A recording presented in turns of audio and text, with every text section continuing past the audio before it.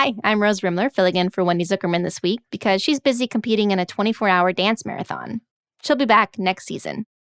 This is Science Versus from Gimlet, the show that pits facts against focus. Today on the show, Adderall.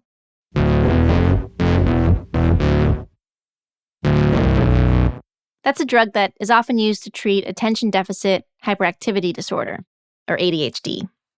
You may have heard that this drug is in short supply right now in the U.S.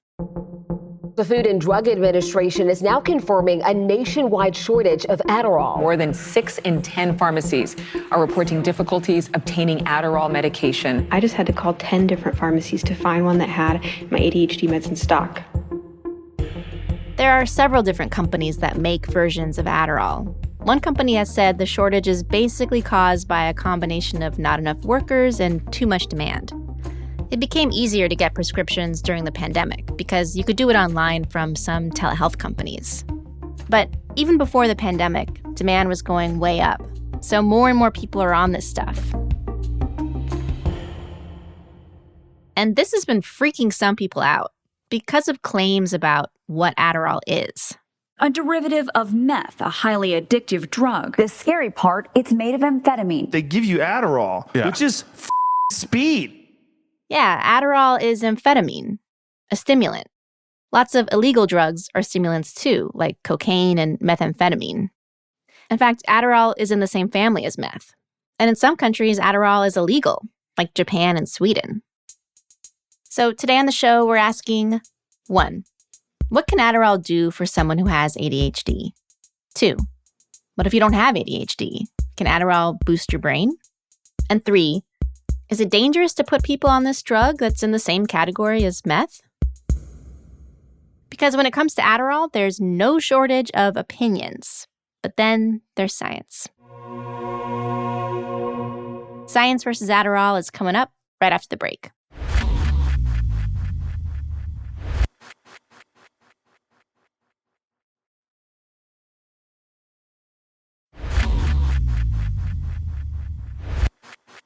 Welcome back. Today, we're focusing on Adderall. It's typically prescribed to people who have ADHD. This is where people have so much trouble paying attention or sitting still or both that it really is a big problem in their life. Scientists used to think ADHD was a childhood thing, but more and more people are getting diagnosed as adults. It's estimated that about 3% of adults around the world have ADHD. And a lot of them say that being on Adderall is a game changer. So what does that look like? To dive in, let's talk to Kai Liu. She's an actor, writer, artist, and pug mom. I have 3 rescue dogs currently. That's a lot of dogs. You know, you get one dog and then the other dog needs a friend and then that dog needs a friend and pretty soon you're just drowning in pugs. Kai told us what it was like before she got treated for her ADHD. I would space out a lot. I would dissociate, which presented itself to others as just kind of daydreamy, not really super smart. I just thought I was a very space cadet kind of person. But Kai didn't know that this was ADHD until her late 20s. It came to a head during a rough patch she was going through. She was getting work as an actor, shooting commercials, but it wasn't going well.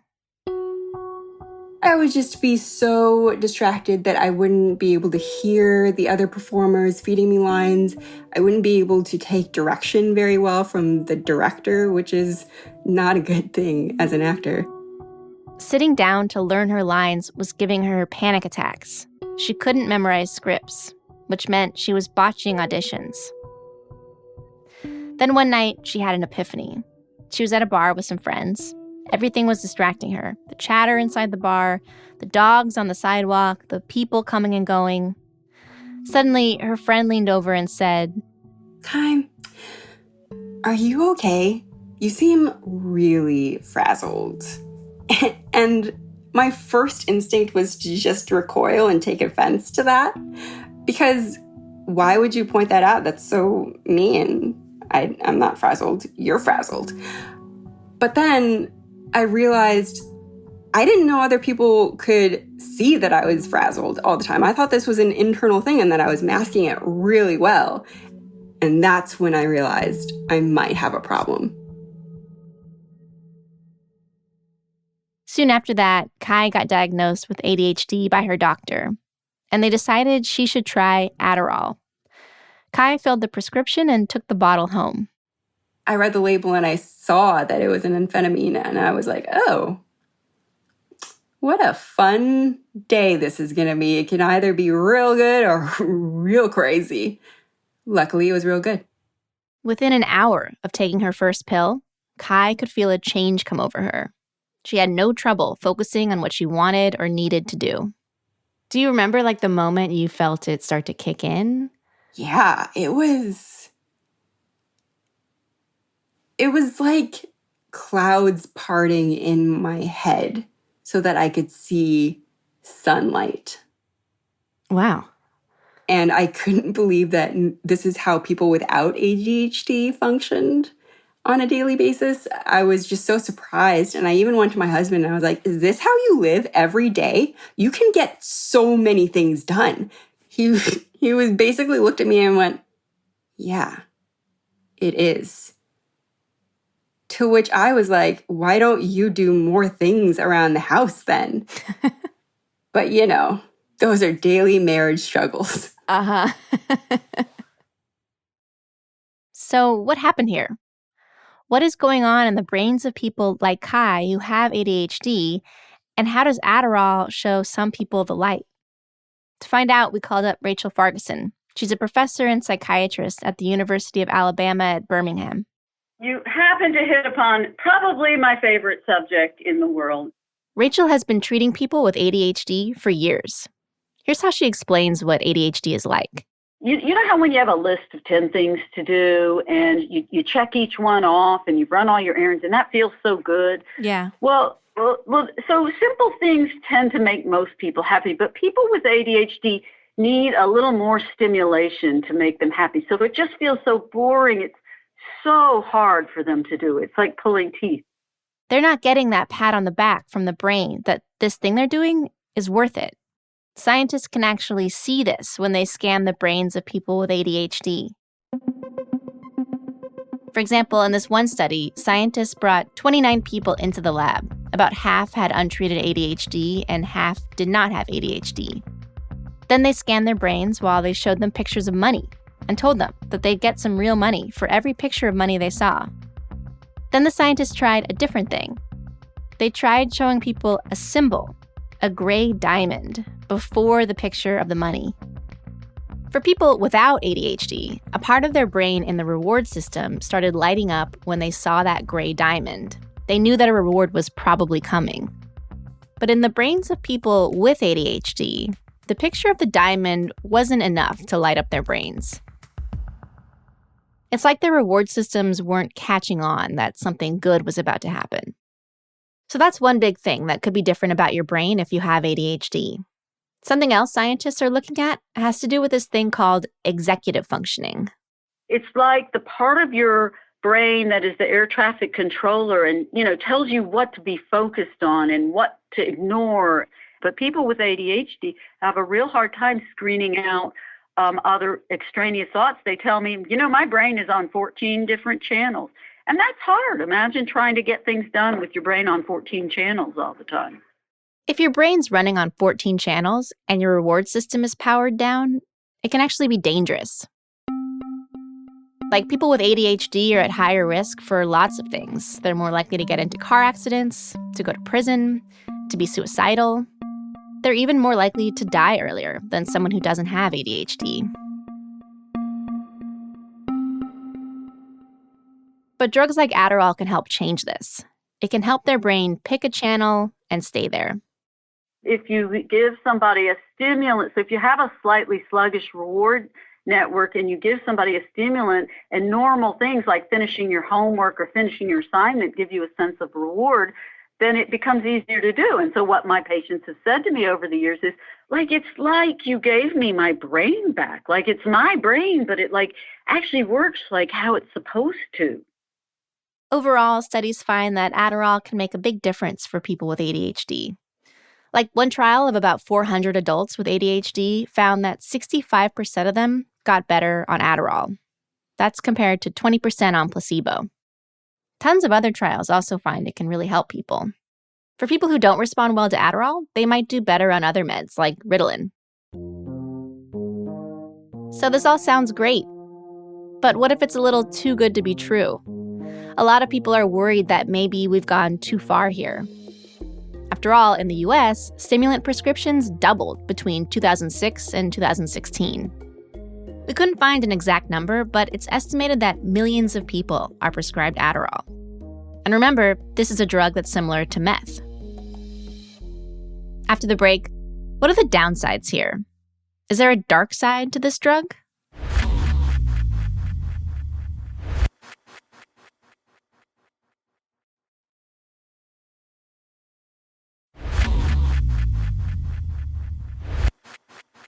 Welcome back. Today we're looking at Adderall. We know that it can help with ADHD, but some people are kind of freaked out about the fact that we're giving amphetamine to millions of people, including kids. Plus, lots of people who don't have ADHD take Adderall to party or to help them study. So, should we be worried? For this, I called up Professor Habibeh Khoshbouei, a neuroscientist at the University of Florida. I asked her, how close is Adderall to meth?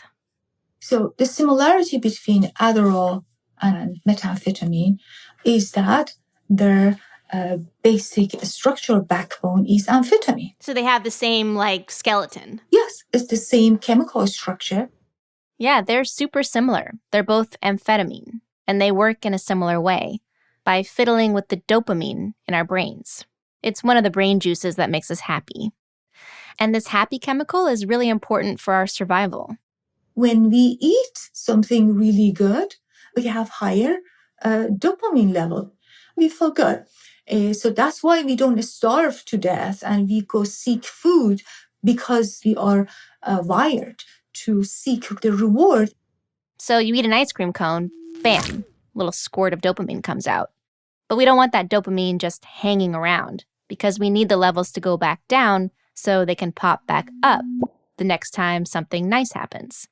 And your brain has a little cleanup crew to help with this. It steps in to suck dopamine back up into the neuron. This vacuum cleaner, vacuum it, is clean it up. So dopamine is like the dirt. Yes, it cleared up. It's vacuumed back, put it in the neuron, and it is stored and is ready for another release cycle. Adderall and meth are like special dirt. The vacuum cleaner sucks it up instead of dopamine. And that changes the amount of freewheeling dopamine in your brain. These drugs also tweak other brain chemicals like norepinephrine. So Adderall and meth are similar. But what really matters here is how the drug gets into your system. With ADHD, if you're following a doctor's orders, you're probably swallowing a pill. It has to get broken down, travel through your digestive tract, circulate through your bloodstream, before it finally starts to get absorbed into your brain. All this means it can take more than an hour for it to start hitting your brain. Compare that to smoking, injecting, or snorting a drug like meth. It gets to the brain much faster.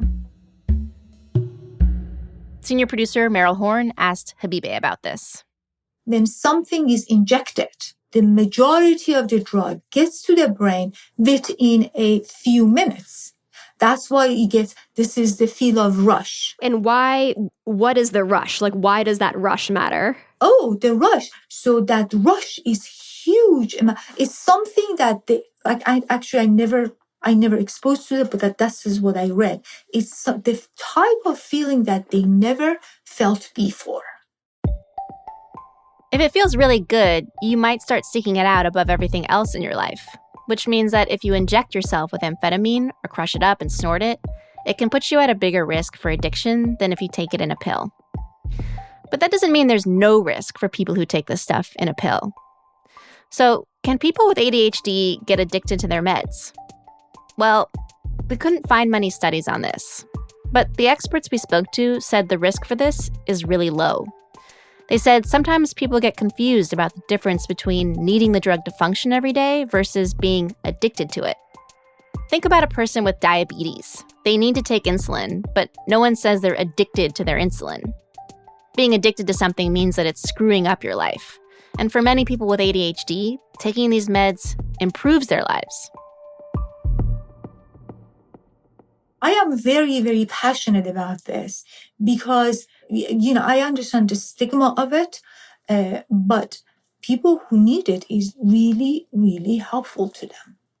Scientists we talked to heard that parents were sometimes worried their kids who take Adderall would eventually seek out stronger drugs. But that doesn't seem to be happening. One study followed kids prescribed stimulants, including Adderall, into their teenage years and found they weren't more likely to have tried illegal drugs than kids with ADHD who were not medicated. And other studies agree. All this makes some researchers recoil when they hear stuff like, Adderall is speed. Some of the people out there are saying that, all these people on Adderall, they're really just on speed. No. Who said that? Yeah, no, that's absolutely wrong. So the thing is that this is an incorrect way of describing a certain population who needs medication. They're not on speed. They are taking their medication. So it seems like a lot of the hand-wringing about Adderall is just your standard drug paranoia. Still, this doesn't mean Adderall is all rainbows and butterflies. We actually don't have long-term studies on adults taking Adderall.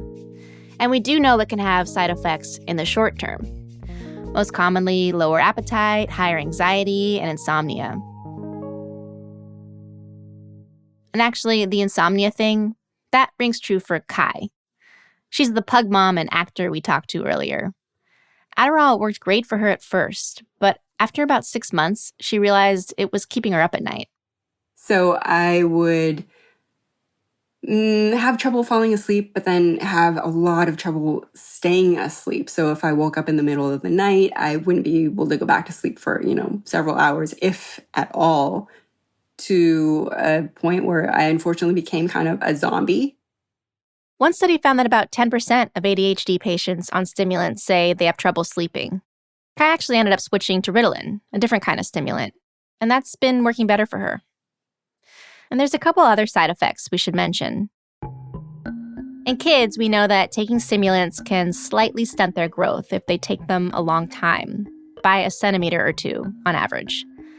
And in general, it's pretty typical for someone's heart rate and pulse to increase a little bit while on stimulants, so doctors often won't give them to people with certain heart conditions. Bottom line, not everyone can take these meds. But for those who can, experts pretty much agree the positives outweigh the negatives here.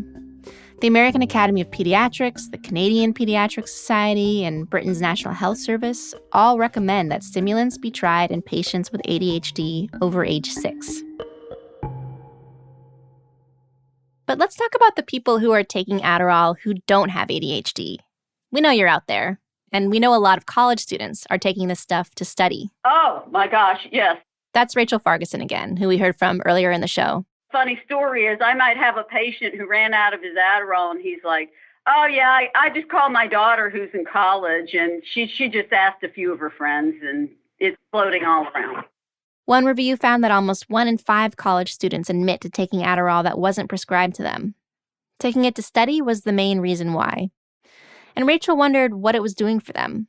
Were they really getting a brain boost from these meds? So she set up an experiment to try to find out. She and her team posted flyers all around her campus asking for volunteers.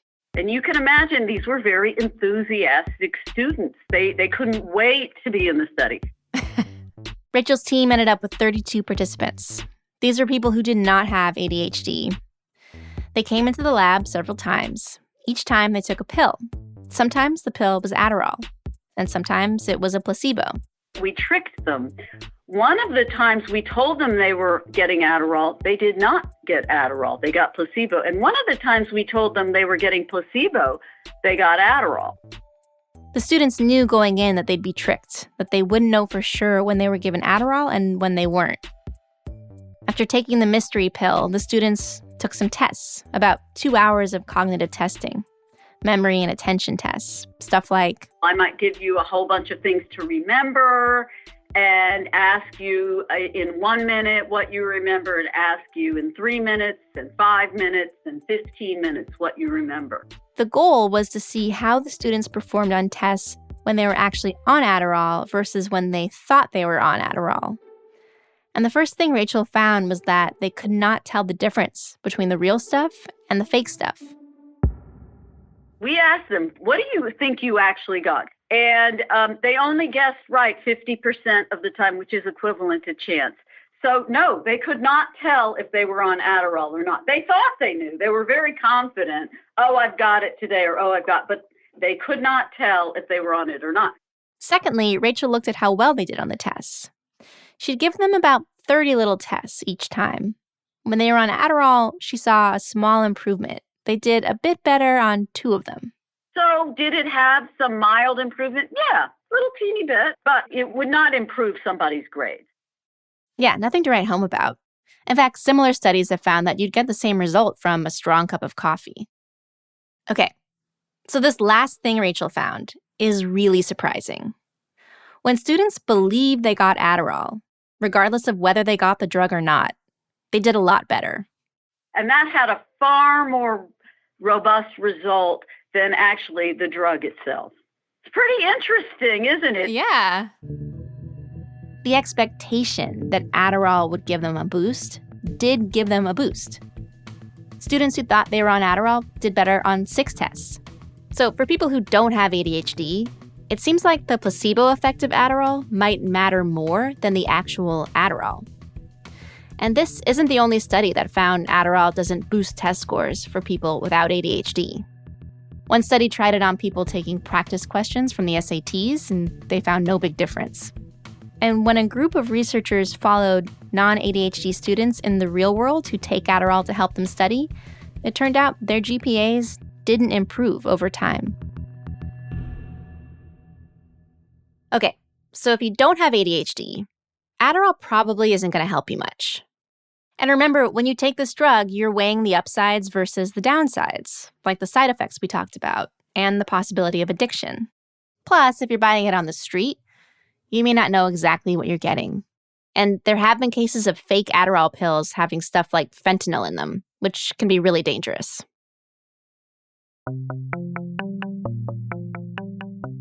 All right, big picture, where does this all leave us? 1. Adderall does work for lots of people with ADHD, and it can actually be a really big deal, saving them from car crashes, for example. So for them, this is medicine, and the shortage sucks. We don't know exactly when it's going to be over. Some pharma companies say it should ease up in the next couple of months. 2, it is similar to meth, but people who have ADHD and take it how they're supposed to seem to be at a pretty low risk of getting addicted to it. And 3, if you don't have ADHD, it's not much of a brain booster, no matter what your chem lab partner says.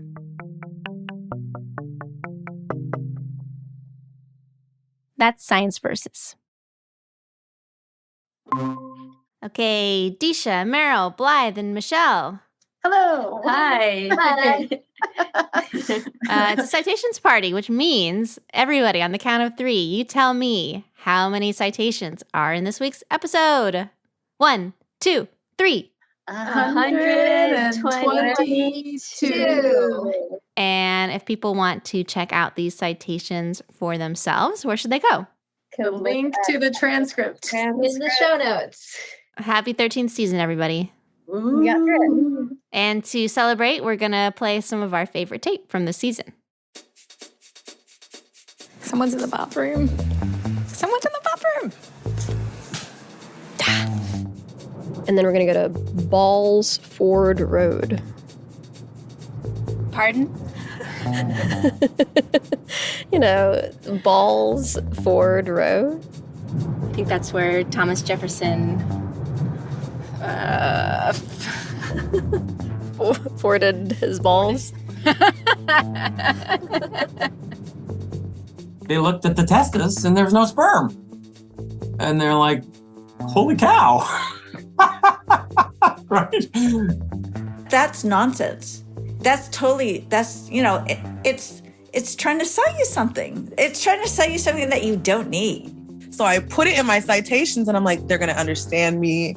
They're going to put this link in and they're going to know what I'm saying. And a reviewer said, she put a YouTube link as a citation? And I was like, I thought you guys were going to love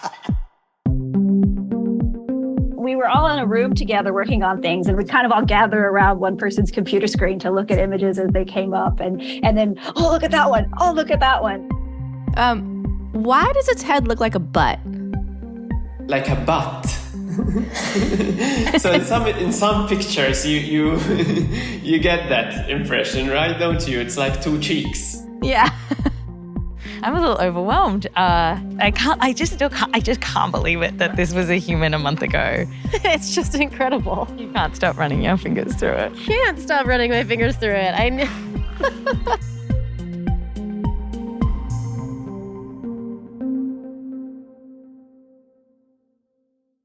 By the way, I first heard Kai's story on a really cool podcast called ADHD Aha. It's all about stories of people recognizing and dealing with their ADHD. You should check it out. You should also check out the podcast, The Journal. Our colleagues over there are rolling out a mini-series on the reckoning at one of those Adderall dispensing online companies. And that's coming out soon. Finally, we talk about addiction in this episode. If you or someone you know is struggling with addiction, in the U.S., you can call the Substance Abuse and Mental Health Services Administration's National Helpline. It's 1-800-662-HELP, or visit their website.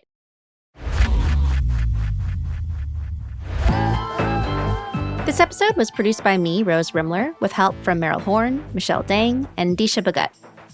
We're edited by Blythe Terrell. Editing help from Caitlin Kenney. Wendy Zukerman is our executive producer. Fact-checking by Diane Kelly.